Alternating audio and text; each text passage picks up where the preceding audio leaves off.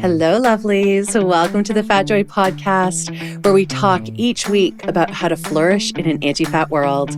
I'm Sophia, a fat person and professional coach who loves talking to other fat people about what it's like to live within oppressive systems that marginalize our bodies, and how we still dare to have the audacity and courage to reach towards our collective liberation and embrace our joy.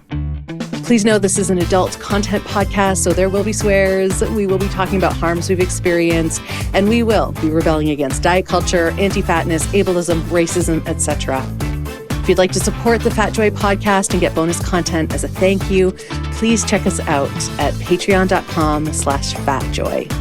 I am so glad you're here with us. Enjoy.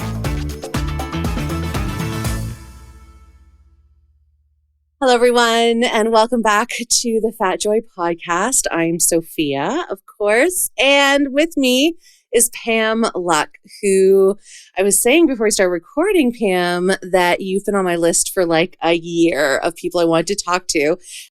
I've been wanting to talk to you about your business, Ember Ace, and yeah, because it's pretty unique. I don't know if it's the only, we're going to get into all of that, but it's certainly what you do was not around when I was a child. I would loved for it to have been around when I was a child.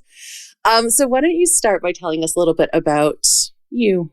Yes, my name is Pam Luk, and I have been plus size my entire life. I mean, I think you can see signs of like it in second grade, but then when puberty hits, like, yep, here we are. Okay, fifth grade. We're going to be plus size. And I loved sports and dance. I played soccer, aka football, from like elementary school all through high school. And I danced tap, jazz, and ballet. And by the time I got to high school, I struggled to find athletic wear that fit. I'm very old. So this was back before internet shopping. And I had to go to a sporting goods store to try and find soccer gear. I was a goalkeeper. I started as a defender, but then became a goalkeeper, I think, the last 2 years. And so I'm in the men's section, trying to find something that's going to fit, which is super fun, by the way, being in the men's section when you're 17. It's great.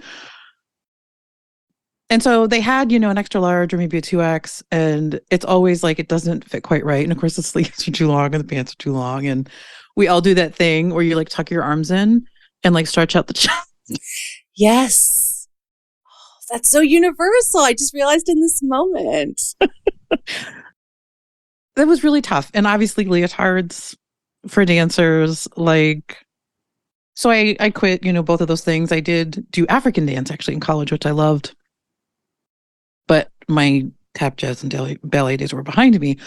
So fast forward, I have a daughter now who's 14 and she's in a bigger body and she loves dance, and we're struggling with leotards all over again. And it's been like 30 years since I was like in high school or more, a little more. I think we're about the same age because I also say I am very old. I turned 50 last year, so I feel like thank you. I'm fine with it. I joke about it. I don't care. Gen X all the way. Yeah. But so I'm like, it's been more than 30 years. How is this still a problem? Yeah. Yeah. So that's sort of what got me to start the business, Ember Ace, which is athletic wear exclusively for plus size kids. Mm-hmm. And when was that? When did you start it? Brilliant, lucky me. I really decided to go sort of all in on this in like January of 2020. I mean, why wouldn't you? That's a great time to start a business based on children playing in-person sports and being outside and like on teams and going to after school programs. Yeah, for sure. Oh, I'm so sorry. No, I mean, it just is what it is. I think there's so many people that have stories about, and so it's been a very long, slow journey, because for all the reasons you can imagine. I'm just now got my first production run delivered, which we can talk a little bit more about. But yeah, so it's been a long time, but it feels like I have not, I don't know. Well, the pandemic year, like, it's just we all blanked out. Like, I don't even remember it. It's like, but since then it's been moving to, get this first production run of our first collection. So yeah. Oh, that's so exciting. Wow. And your background, you have Can I ask an impertinent question? Of course. Okay, which is that that's my coaching way of saying I'm going to say something weird and it may not make sense and you can like fix it, which is that what about your background had you feel like, oh, I can start a clothing company? See, it's kind of impertinent, right? Yeah, okay, nothing. Nothing. And I will be honest, it's one of the reasons that I had the idea for a while and I kept saying, you can't do this. You can't. Like, you have no design background. You have no manufacturing background. I will say, I am a certified PMP, project management professional. I have done project management for more than 20 years of my life. And so that is an invaluable skill set for what I'm trying to do here. But on paper, it's like, you do not know what you're doing. And I don't know why you thought you could do this, but I just was like, no one's doing anything. And how has nothing changed in 30 years? How has nothing changed in this many years? And, you know, a lot of times when you're reading about starting a business or entrepreneurship, they're like, look, you have to be passionate about it, because when you run up against the pandemic or things of that, like any sort of obstacles or challenges, if you don't think that this is super important and this is something you're so connected to, you're going to be like, that it's too hard. And there's been moments on this journey where I'm like, this is too hard. But, you know, you sort of like, I'm going to go cry in the corner for a minute. Yes. And I'm going to reset and come back tomorrow, because I think that's partly why I ended up doing it. And all the rest of it is really just about being humble enough to know what you don't know and ask for help. And I'm so good at finding people that are good at like finding a pattern maker, or even here in the Bay Area, they run entrepreneurship classes and they have a fashion track. So they can, because part of it is you don't have insight into the industry. And so even just understanding, learning the vocabulary, every industry has a vocabulary. So learning the vocabulary, learning how to move through those spaces, and even just, you have to sound like you have a certain level of knowledge just to send emails and ask about things like fabric and patterns. But you can learn it, and you can find people, consultants and things that will help you. And so it doesn't make a ton of sense. And it's probably a slower path than if I were able to do a lot of these things myself, but this is where we are. And so just sort of keep plugging. Yeah, absolutely. Oh my God, I have so many questions, but I'm going to first ask about your relationship to the word fat. You mentioned that you were a plus size kid. Say a little more, like when you talk about being a plus size dancer, like, was that okay? I mean, aside from clothing, like, did you feel very self-conscious about your body? Were there things said? Like, what's been your journey with this word fat? Yeah. And I will say there's sort of a personal answer and a professional answer, and you'll get both. Okay, good. I personally have reclaimed the word fat for myself, because I think I, like a lot of people who have done so much work themselves to get into a better space, because you'll not be shocked to hear that I struggle with my body. And a lot of that was external pressures, obviously, right? Around what your body should look like. And so I have worked hard to sort of get my house in order, is what I like to say, around my own body, and reclaiming the word fat is part of that. Because I want us to get to that space where it's really just a neutral descriptor of tissue on your body. It's not all the other things that people try to hang off of it. But that's also been, you know, a journey. It was not so long ago when, you know, my daughter was little and one of her friends came running up to me at the school and was like, "You're fat." And there's still sort of like a moment where you're like, a twinge. I'm like, yep, let's go say hi to your mom. So I'm in a much better place myself. But I did obviously grow up, you know, I was a kid of the 80s. So there was not a lot of plus size clothing. It was not for dance in particular. I was the only girl in a bigger body in my class. And I've been to dance classes, I remember, in college. Because I danced with an African dance ensemble in college and I loved it. It was one of the only sort of styles of dance that didn't care what size my body was. But we went to a dance festival and they had all kinds of classes throughout the day. So we all went to the ballet warm-up. And I have never been so thoroughly ignored in my whole entire life than that ballet warm-up. Well, like just like as if you're not even there. It's like I'm not even there, because a lot of times they'll walk through the room and give correction or just give comments like yes and reach and good or lower your arm, lower your shoulder, pull up. Nothing. It's like I was like invisible. Part of it is I just want to start making faces. Hello. Well, no kidding. Yeah, that's horrible. So it's been a journey. And I will say there's still good days, bad days.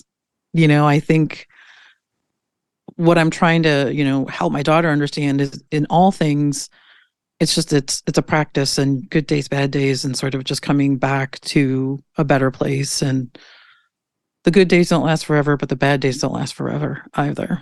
But so I do use the word fat. And I do invite people to use that word when they speak to me. I will use it myself. I thought a lot about it for my business. Yeah. And I decided not to, because my business is targeted at tweens and teens. And I feel even with adults, you have to reclaim that word for yourself. Like first. Because I feel like what's going to happen is there's almost going to be like a shutdown that happens. I feel like for a lot of kids, like you're trying to manage so much and they're still getting a lot of the messages that I got growing up around their bodies. And that word is still used. People are using it as a weapon, right? To hurt you. That's really what is still happening. And so I didn't want it to become the word that sort of hung everybody up on what I'm trying to do. Yeah. Or even like further, I can imagine like even further traumatizing kids. Like, oh, okay, I have to go get the clothes from the fat store. And like just, there's probably a shame around that for kids still. Like they don't know enough yet. And they're so indoctrinated, surrounded by anti-fatness. Like it's their journey, just like we had to go through ours, I guess. Exactly. So, and I'm like, well, what word can we use? And I think the plus size industry is sort of coalesced around plus size. They even use it for males. I think there's a model competition or that they use plus size for male categories and for children. It's not like, you remember like the word husky, like that's terrible. I remember husky. Do you remember? Oh, yeah. And like curvy is like a whole adult weird thing. I'm like, that doesn't work. So it's plus size is where I landed. Because I do want people to be able to find us, right? And so that's sort of where I've landed. But yeah, it's a word that I feel like people we haven't come far enough along in sort of neutralizing the word fat that I still feel like people need to come to it first on their own. And so that's where I've sort of professionally made the choice to not use that word on my website and any of the other things that we do. Yeah, that makes sense. I'm curious with your daughter, do you use the phrase plus size? Does she know about the word fat? Like, how does that work with her? Because she's right in it as she's a teen. Yeah, she's 14. It's an area that I feel like I'm still sort of figuring out. I don't know if you have like 14-year-olds in your life, but I actually have a 14-year-old stepdaughter. Yeah. It sometimes feels like I'm talking to myself. Oh my God. Thank you for saying that. Cause I'm always like, is it just me? Is it just us? Like, yeah, she lives. And then I remember what I was like when I was 14 and I basically wanted nothing to do with my family at all. Yeah. And so I try to like, it's this like, I think of it more as like a lot of small opportunities over a large number of days versus these really sitting down and I'm having these really complex conversations. And I'm trying to be mindful of the kinds of like media and stuff that we put in front of her and the kind of bodies that she sees, and so even the things that we talk about, like she was asking me how much she weighed. And I'm like, I don't know. I don't have a scale in the house. I mean, we're going to get your checkup, I said, but weight is one of those things that changes. It goes up, it goes down. It's sort of not really indicative of much. And then I'm like, is there a reason that you're asking? Is there something that you wanted to talk about? No. Okay. Oh my gosh. Every person who has a teen is like, yep. But I mean, I feel like I'm trying in those moments to at least leave like little like crumbs. I think stuff gets through. I had a really great podcast conversation with Virginia Soul Smith, whose book is coming out, Fat Chat, Parenting in the Age of Diet Culture. And like, it's one of the things she talked a lot about. She goes, look, like these, like you said, these little moments where you kind of have conversations that a lot more of them are getting through than we think. And I think that's true. I've been thoroughly anti-diet, brainwashing my stepchildren for 4 years now, because that's how long they've been in my life. And it is getting through. Like, there are little things where the 12-year-old, they had some kind of health sheet that they had to do that had something about health and food. And his name is Phoenix, and Phoenix was like, one of the questions had, I think, was a bad question. I'm like, oh, what do you mean? Why was it a bad question? He said, well, it was asking about how do we feel when we eat bad food? And I was like, because he's heard me say a million times, there's no such thing as bad food, good food. You just connect to your tummy. What does your body want? And I had one of those moments. I was like, oh, 4 years of brainwashing is working. Like, to go the other way, to have them connect to food differently and their bodies differently. So I think it gets in. Yeah. And I'm hopeful that, I think a lot of people are like, you feel like your kids are away from you so much of the day, right? There's so many other influences in their life, whether it be media, social media, school, friends, whatever activities you're involved, coaches, teachers. And it can feel like you're like, running uphill to try and like get out in front of all these other influences. But I do think at the end of the day, you are able to sort of hold center and have a strong influence on sort of how they approach these things and see these things. And that's why I'm so adamant with people about the first thing you can do in particular if you're struggling is just, how do you talk about your own body in front of your children? I was just going to say, you're modeling it, how you are with your body constantly. Yeah, I love all of what you're saying. It makes so much sense about why you've chosen plus size, and I am glad there is a word that can draw people to you, that there is something that we're coalescing around, especially for kids. Okay, so where should we start with Ember and Ace? Like, where do you want to drop us in?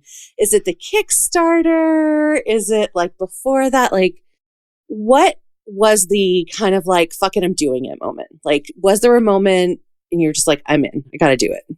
A lot of women, I will say not all, but a lot of women, when they get to sort of the age that I'm at, maybe in your mid to late 40s, moving up to your 50s, and you're really drawn to doing work that matters. And I think you'll see data that backs this up all over the place. And a lot of it's like, you've gotten maybe through some of the rough early years, you've paid off some of your student debt if you're lucky. Maybe you've got your kids to a point where you feel like you've got some breathing space a little bit, you're not quite so hands-on, and you're like, what do I want? And so doing something that was impactful was a big piece of what I wanted to do. And this is something that no one is solving. And so, I just sort of looked at my husband and I said, look, it's got to be now, because I've done the corporate thing and I've worked for someone else for so many years and, did all of the sort of safer choices and got us through, some of those trickier adult points, buying your first house, getting your kids to, a reasonable school age, all the things, right? So I said, if I don't do this now, I feel like the window's going to close at some point. And so my husband's fantastic and it's been nothing but supportive. So we just were like, okay, we're doing it. That's it. Yeah. I love it. Wow. Yeah. And now I'm like, well, that was okay. Now I'm really having to do this thing because we're doing it. We're doing it. We stamped it. No erases. And then you started. So how did you start? Did you put messages out there? Did you start to get responses from people? I decided to really just sort of like, the biggest thing was, how do I make these clothes? How do I make patterns and styles that are going to fit these kids? And it's one of the challenging things, like for people that don't have a background in fashion, a lot of what you do when you're trying to design a new line, when you're working with a pattern maker, you find something that exists already, right? And you take it and you say, okay, you see this blouse, I like this blouse, but we're going to make it, we're going to change the sleeve, we're going to change the cuff, we're going to change the collar. But you tend to like find a brand that does sizing in a way that works for you, where you want to be. You're like, they're doing sizing that I think is close to where I want to be, but we're going to do this different stylistically. But you have a starting point. And for me, it was like, there are a few people that go up to like a 2X, a children's double extra large, a few brands that do it. There's very few that go above like that 2X 1820 for kids. So I had to go out and buy the biggest kid sizes I could find. And then I'm like, well, let me also get a women's double extra large and see where that sort of falls in. And let me get a men's extra large and like bring together. It's like a Venn diagram of all these different sizes. I call it like, I'm trying to make my Franken shorts. Like, Yeah. I want to like, because there are elements of each of those things that work. Like I want the longer inseam because I don't know if you've ever seen the inseam on girls' shorts is the most ridiculous thing I've ever seen in my life. Like so short. It's like 2 inches or less on the inseam. And boys get like 5 inches and 7 inches. And I'm like, so it was really like I had to pull all of these different things together and sort of try to work through getting the fit right. And it's tough. I mean, because bodies are very different. And, you know, I think one of the things that I found that I'm trying to address is the gap between sort of, there's not a bigger kids plus size and then before you get to adult sizes. And so I think particularly for kids that are, you know, that like 10 to 15-ish range, you're still sort of very, I call it tree trunky. So the difference in your chest, waist, and hip measurement is not that extensive.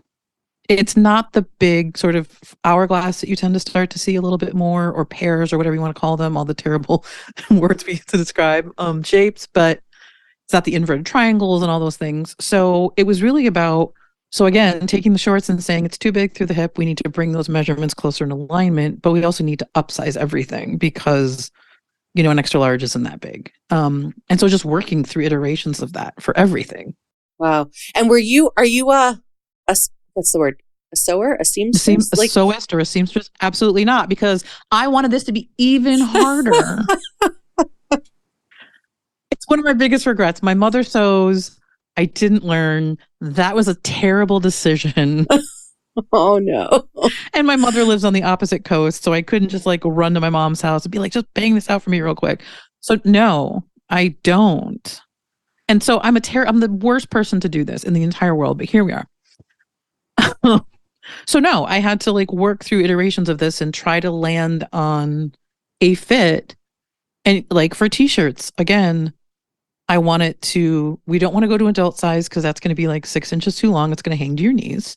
The sleeves will get to your elbows on a short sleeve because they're too long. They're expecting you to be like 5'7" or taller. So it's trying to get the proportions right on all these pieces. And so, you know, I'm hopeful with the first collection that we've done pretty well. And I intentionally chose to do all fabrics and pieces that had stretch. So joggers, leggings, shorts, and a t-shirt, because knits are more forgiving. Like I didn't start with like a school uniform woven pant because that's more complicated. Yeah. Oh, that's interesting. Like, because are you only going to focus on athletic wear? Or are you actually looking to expand as well? I am starting with athletic wear, and that was an intentional choice because I feel like the choice to be an athlete gets taken from you in a lot of ways when you're a plus size kid, because the uniforms don't fit, or you can't find stuff to wear to soccer practice or to basketball practice. And so, oh, how shitty is that? Like, it's so heartbreaking.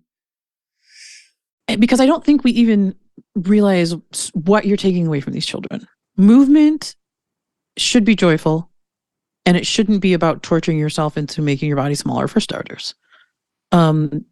You absolutely can be an athlete and be very good at the sport that you play, or dance or karate or martial arts or whatever it is, in a bigger body. I was a great tap dancer. I was a pretty good soccer player. And so, and these kids love these things. This is activities that they love. And you're saying, they're friends and team. And then it's like, no, you can't, because we can't find a piece of fabric to wrap around your body. I mean, it just is ludicrous. And to your point, the friend thing is a big piece of this puzzle. You're going to isolate these kids because they're not playing with their friends anymore. So the athletic wear choice was intentional. And I think part of it is I just want to hear from people around, what do you need? I mean, I know some people do slightly larger school uniforms, but if we need to figure it out, we'll figure it out. I mean, I'm going to do a woven pant probably eventually anyway, because I'll get into hiking pants, which they have some stretch, but they're not like, you know, a lot of the pieces that I'm working with already. But I want to just hear from folks, like, because my goal is I want these kids to thrive. And so whatever that looks like end to end, let's try to get that, because these kids shouldn't have to worry about what they put on every day and whether or not they're going to have something to put on every day. And I'm just thinking about that moment when a kid realizes that their body is stopping them from doing something they really want to do. Like that's one of those early moments that sticks with, like I have moments like that I remember because I was a swimmer and a soccer player. And so for me, I remember when I sized out of, do you remember Umbra shorts? Those were like my soccer. I loved them. Umbras. Yes. I loved my Umbras. And would wear like biker shorts underneath, like tight, like spandex shorts underneath. And that was like the soccer uniform. It was 100% the look. Yeah, it really was. That and like doctor scrubs. I feel like those were the things that I wore. I guess I've always liked comfort. But yeah, I'm just imagining like a 12-year-old kid, like not being able to get the team hoodie or be part of a team. And suddenly like that moment that they carry with them forever of, oh, there's something wrong with my body that I can't do this thing I really want to do. Like it's just it's heartbreaking. It's absolutely heartbreaking and there's no need for it. Yeah. I mean, because that's absolutely the message. The message is you don't belong here, or I don't believe that you do these things because your body's so big, right? Yes. Or you shouldn't do these things because your body is so big. Yeah. And I think the other thing is I think a lot of parents don't realize, because if I was a kid, I would not say it's because I can't find clothes or the uniforms that fit. I'm just going to say, I don't want to do that anymore. Right. So if there's even were a chance for your parents to advocate for you, they don't necessarily know. I'm not telling my mom that at like 14, right? You're like, that's just a really hard, even if you're like sort of on that journey and trying to be in a good place about it, that's a very big step to sort of be able to say the uniform doesn't fit. Oh, it's so vulnerable. I think I'd find it vulnerable even now. Like, actually, I will say, even now, even as someone who's done so much work around this, I'm part of one of the organizations I work for has like all this swag and they have like hoodies. And I'm like, I bet you they don't have my size.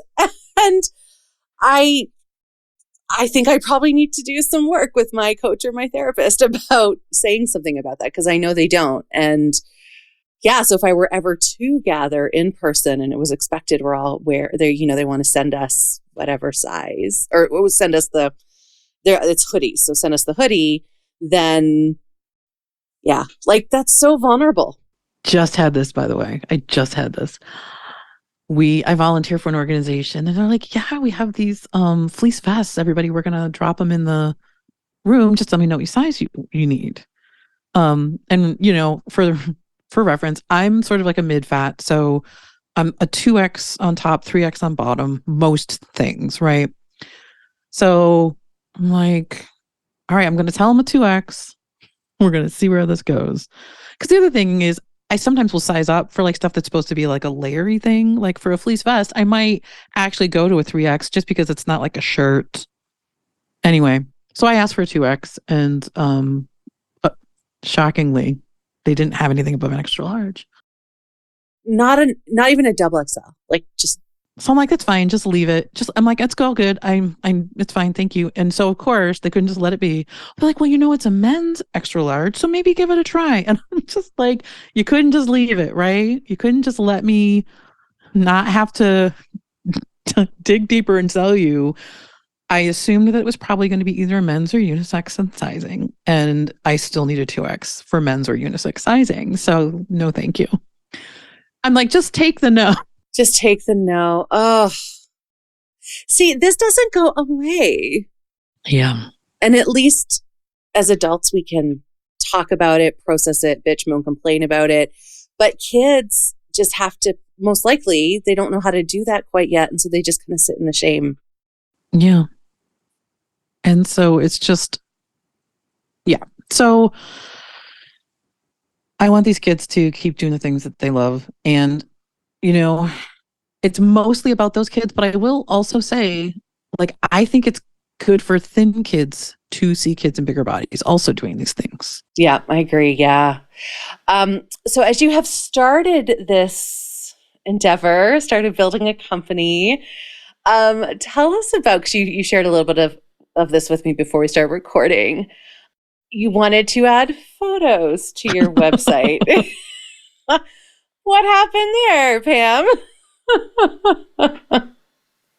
This is all of the like unexpected, but why was it unexpected?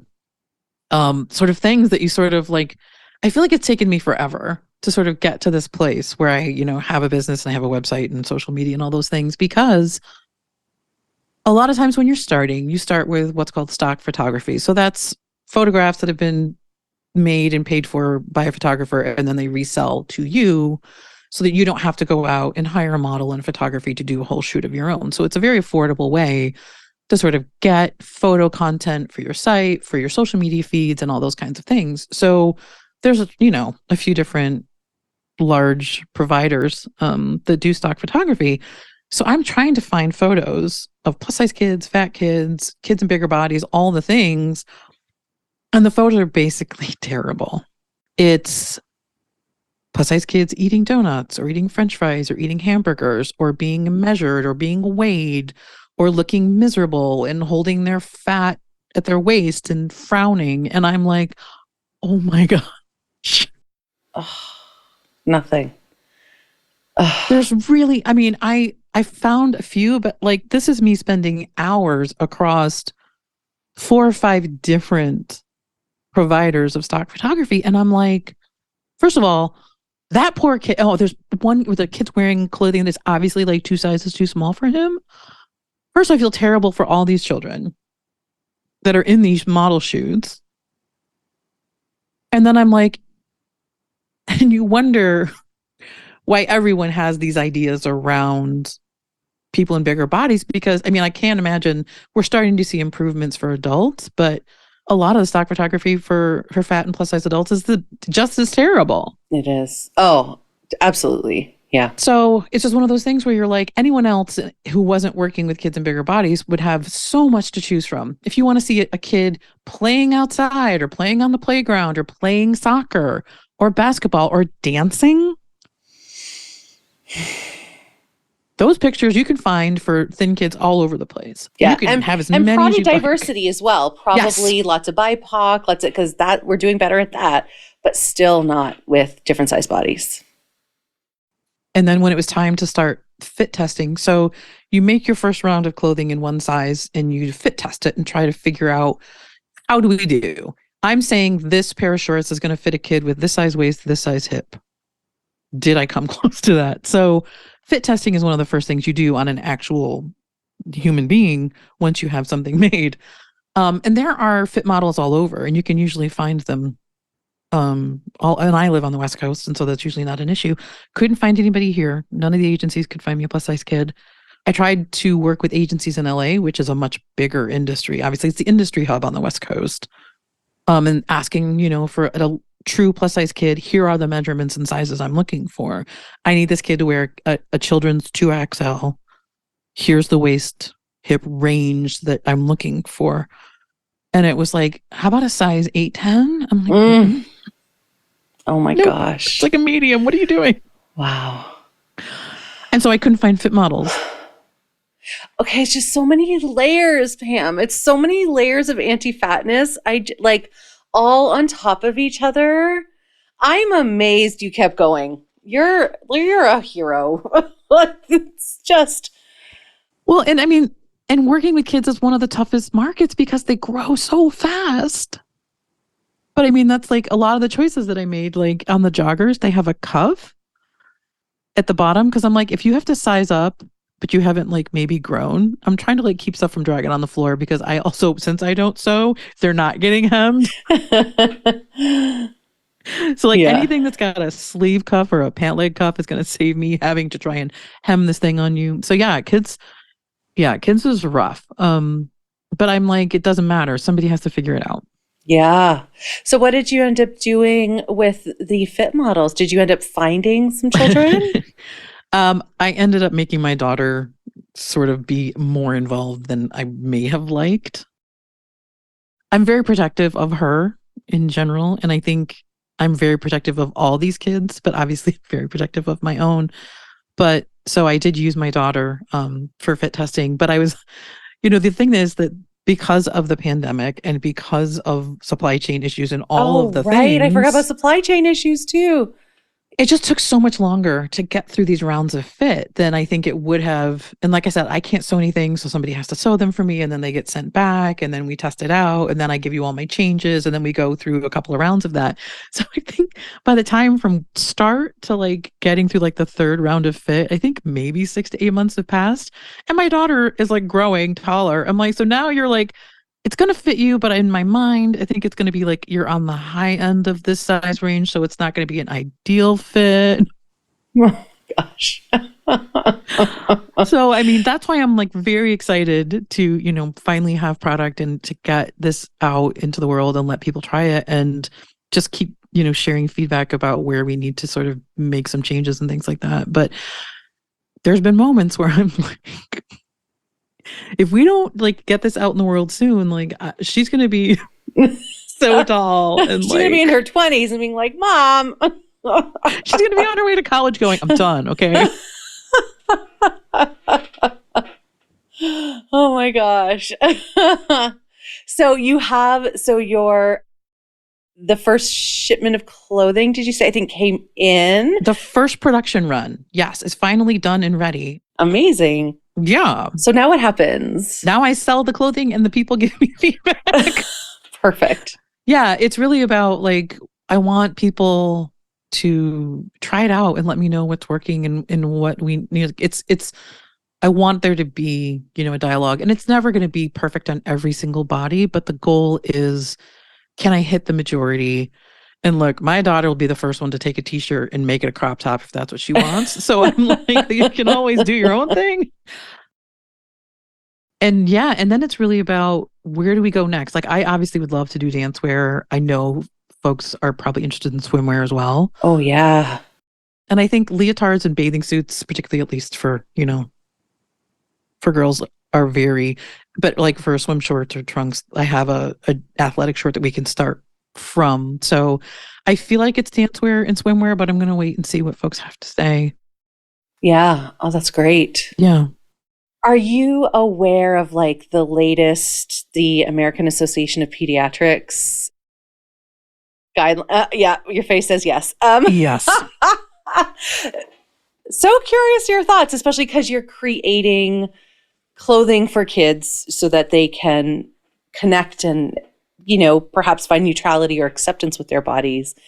And then those guidelines, for those of you who don't know, it is horrific. I really want to do like a deep dive with a guest on this, but basically go and read them. It essentially, I'll share the parts that like are, I don't even have words because it's so horrific.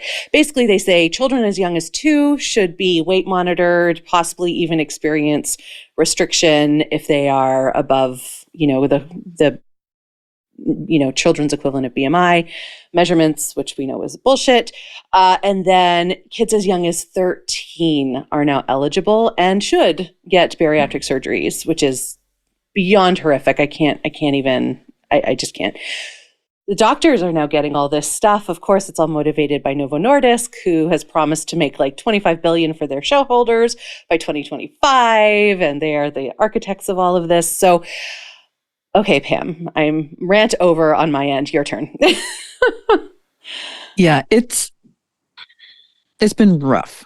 I think it's a total reversal of what they said, I think, in 2016 with the recommendations that they made, which is, I'm like, so what's the driver here? Well, we know sort of what the driver is. I think to, build all these recommendations around BMI, which has been repeatedly been shown to be just trash, and to sort of hang all of your markers of health around weight, I think is the biggest piece of this that's really, really difficult, is that they use weight as the main driver for sort of making determinants about the health of a body. And it completely, that for me, misses the mark.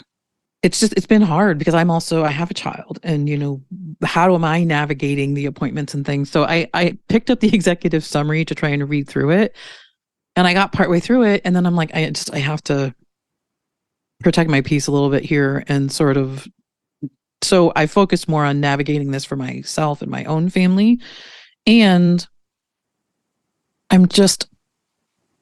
don't understand how we can use weight as the determinant of health in a body. And that's just sort of where I get really hung up. Yeah. Especially because we know better, we know differently. It's been proven for, as Reagan Chastain says, it's been proven for 100 years of research that weight and health are not connected. So like, why the fuck do we keep doing it? And the inability to be successful long term with weight loss as well. So the fact that they're trying to turn it into, what do they call it, a relapsing remitting condition, the weight cycling. I'm like, just stop. Just stop. And it's one of those like strange things where I'm like, I want children to move their bodies because I do know that it's good for their health, even if their weight doesn't go in any direction whatsoever. That's where I need everybody to sort of see and understand, right? All the amazing things that happen in your body when you move your body that have absolutely nothing to do with changing the size of your body at all. Yeah. Yeah, absolutely. So it's been a rough couple of weeks. Yeah. Have you received like trolley comments or people saying things like, well, because there's this also the thing with fat kids, fat adults around, well, if they can't wear clothes, that will shame them into like weight loss. Is there anything that you're like glorifying childhood obesity with this business of yours? Does that come up at all? Absolutely. So I think last year, you sort of like, while I'm in this in between, while they're working on my things, I'm like, I have to keep moving things forward. So you pick off all sorts of like things to do. So I set up, I think, a Google entry for the business. So it's like people can find us. It's part of the search that you want to sort of be present for. So I created a business entry for the business. I think it was last year. And I got a 1-star review from somebody who said something to the effect of, these kids all just need to go on diets. And so we had no product at this point at all. But you have a 1-star. And I'm like, and the worst part of it was like, and now I have homework because this is so new to me. I don't know how to get this review taken down. So I'm like, not only are you being terrible, but now I have to go out and Google how to get this review taken off of my business. So yeah, I get a lot of like that whole, these kids just need to lose weight, and they're going to have all these tremendous health challenges and all of that. And it's hard. I mean, like I said, I'm very protective of these children, and it's just hard to sort of have that directed at you. And I think we all that sort of live in a space that if you're fat and live on this planet, you're constantly forced to, am I just going to delete it? Am I going to engage on some level in a polite and educational way? Am I going to just tell them off? What am I going to do this time around? And so I know there's different approaches that people take. I mean, a lot of it I just ignore. Occasionally, I don't know why, I will engage politely occasionally, because I feel like sometimes people just forget that there's human beings on the other end of that thing. So when you sort of engage, they're like, oh, I'm going to delete this. You know what I mean? Like, it's like, I'm trying to just interrupt whatever that stream of that you've got going, where you sort of feel like there's not another person on the other end of that. That doesn't happen very frequently, but every once in a while. I'll be like, so you don't think I should make clothing so these kids can move their bodies? Is that what you're trying to say? Hi. So is that what you're trying to tell me I should do with these kids, that you want to exercise, but I shouldn't make clothes for them? One more time, you want to break that down for me? Yeah. And do they respond? Is there... Sometimes, I mean, it's the whole like, yeah, well,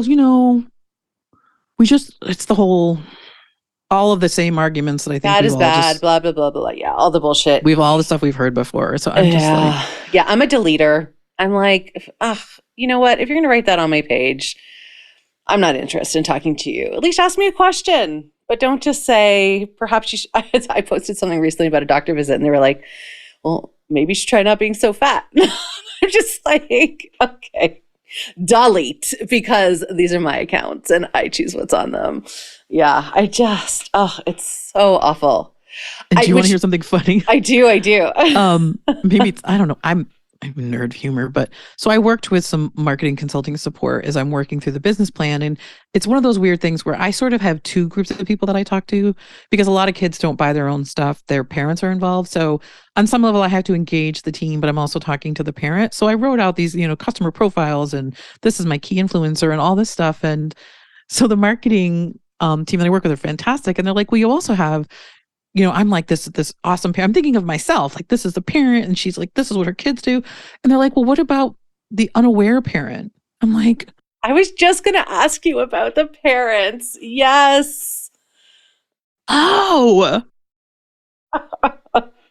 the ones that perhaps like don't know what to do with their plus size child and perhaps are like, doing all the things that parents of plus size children do if they're not very aware.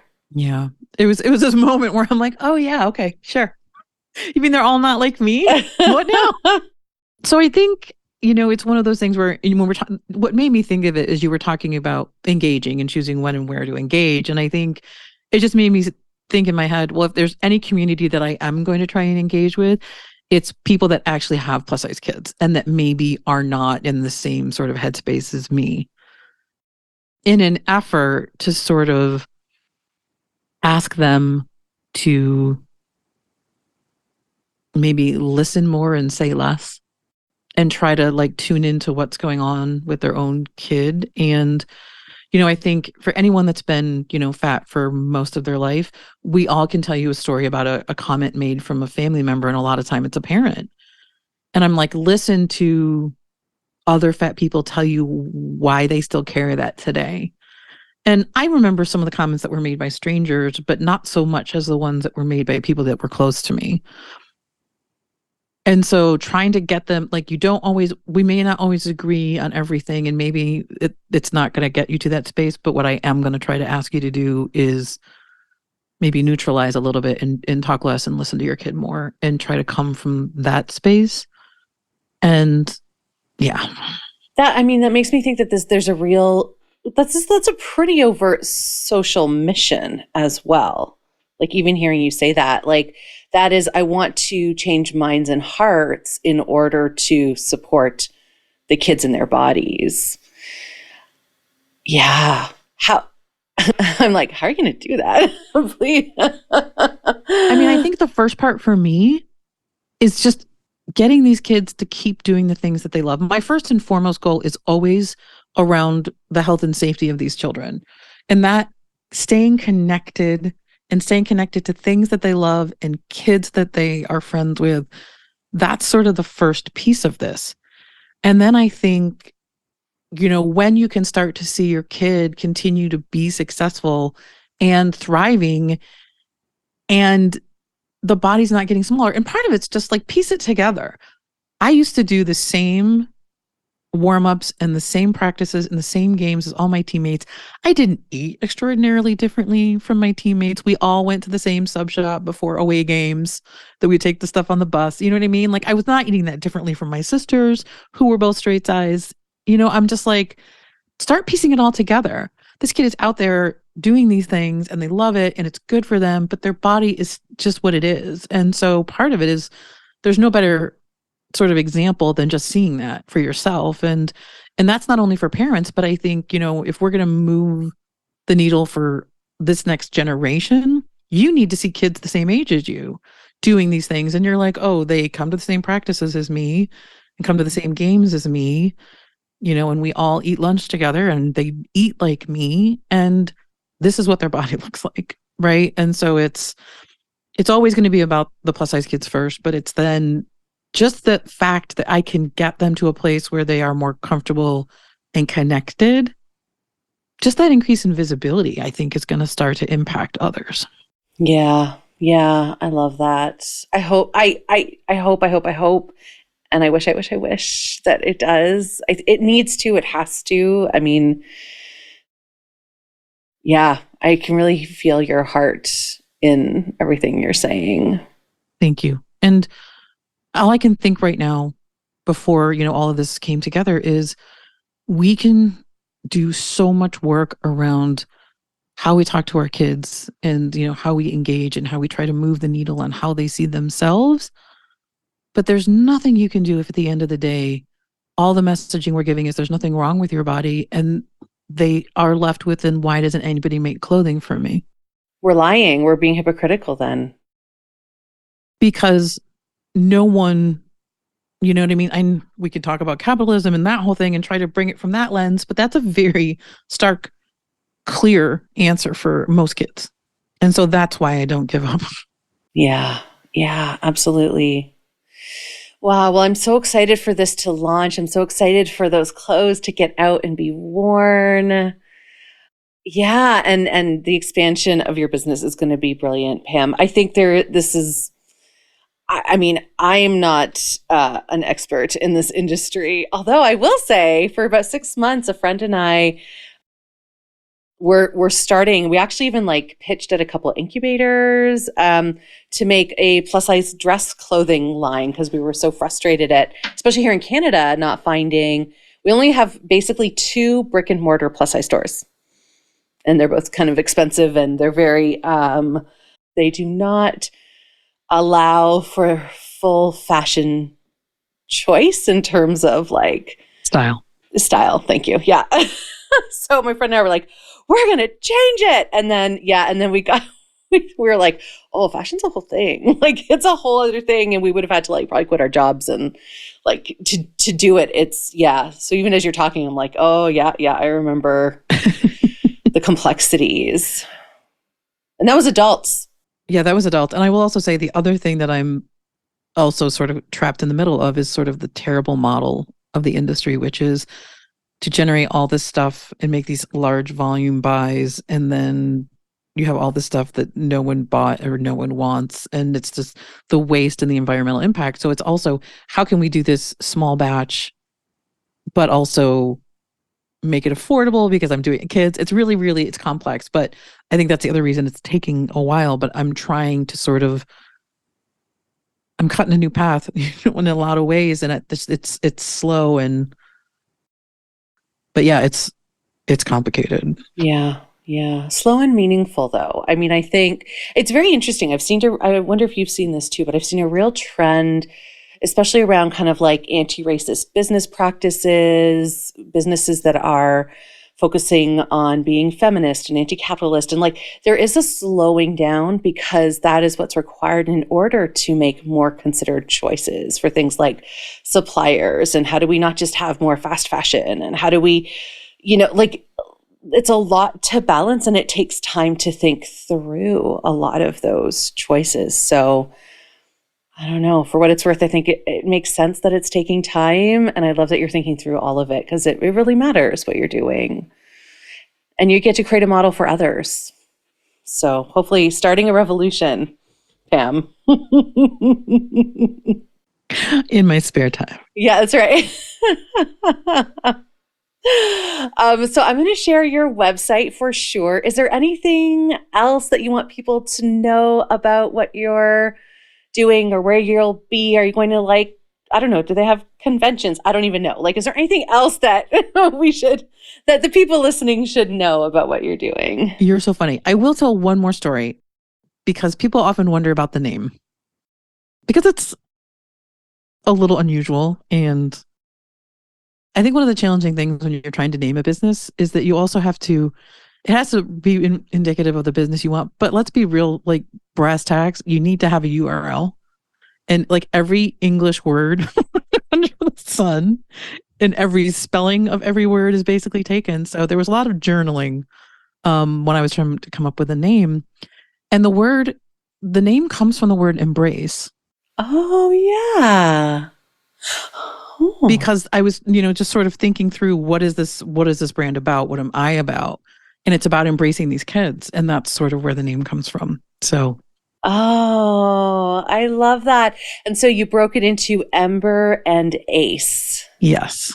Which it's interesting. I kind of thought, I took it as maybe the names of 2 kids or I don't know, something. I think I made up. No, I mean, and a lot of people wonder, and it does work as names, and it has a mixed energy about it. There's feminine and masculine energy in it, if you ask me. So anyway, But no, it was just one of those things where I'm like, I had like, I don't know, a moment. Yeah, embrace.com isn't there, but Ember and Ace. And I'm like, I can spell those words. It's like people would expect them to be spelled.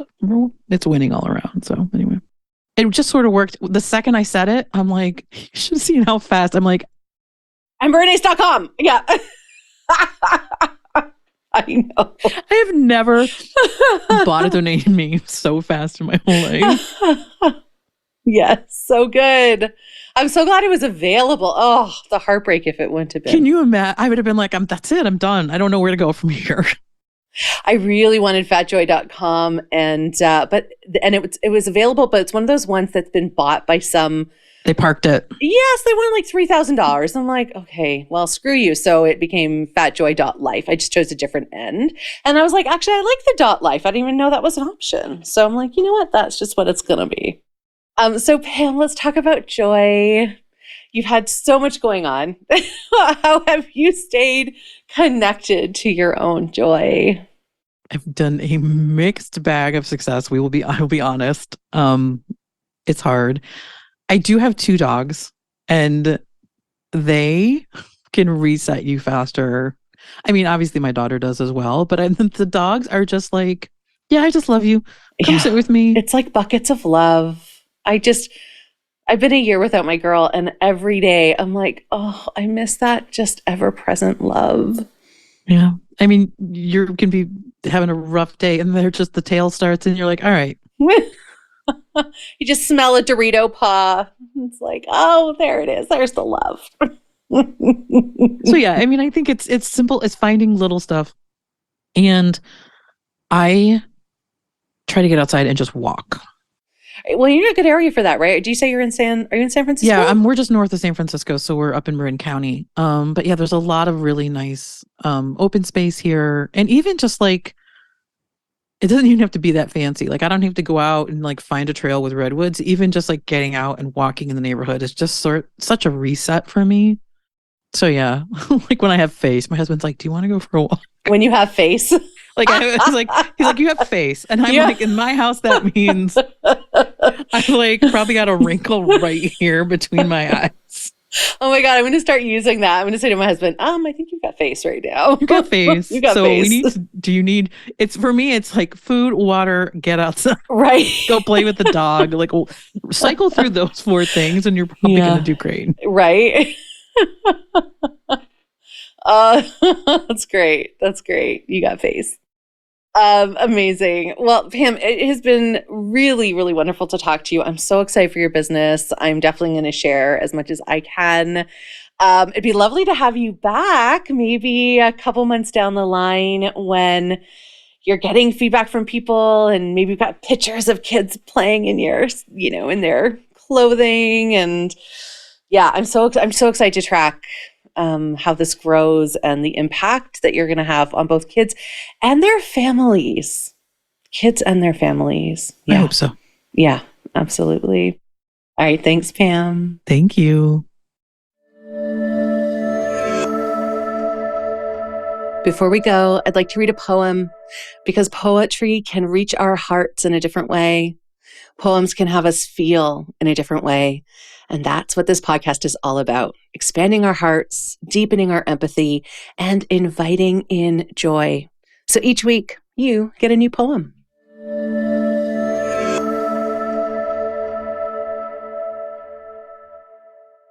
Pam Luk is determined to keep children thriving in the sports they choose and not having to quit because there isn't clothing that fits them, which I think is incredible.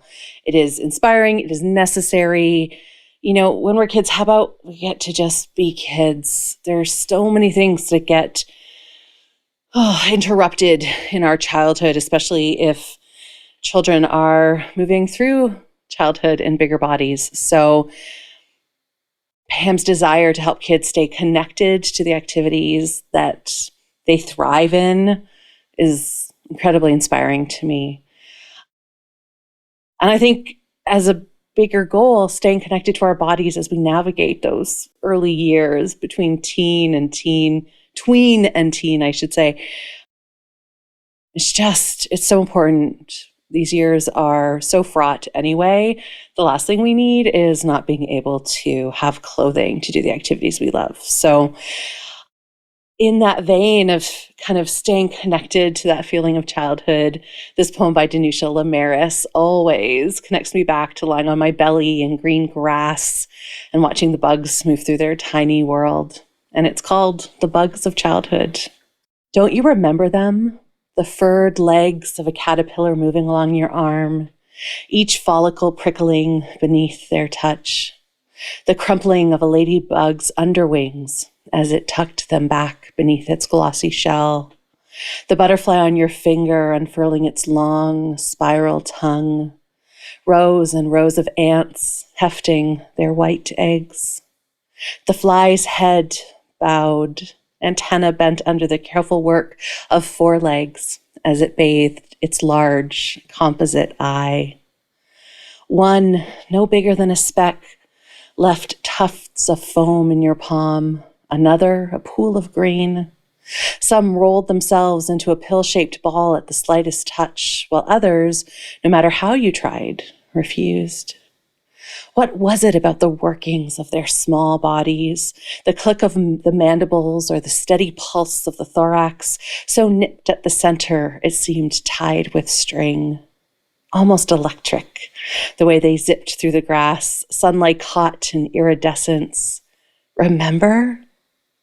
How the dirt glinted and shimmered, how the blind earth once writhed, alive in your hands.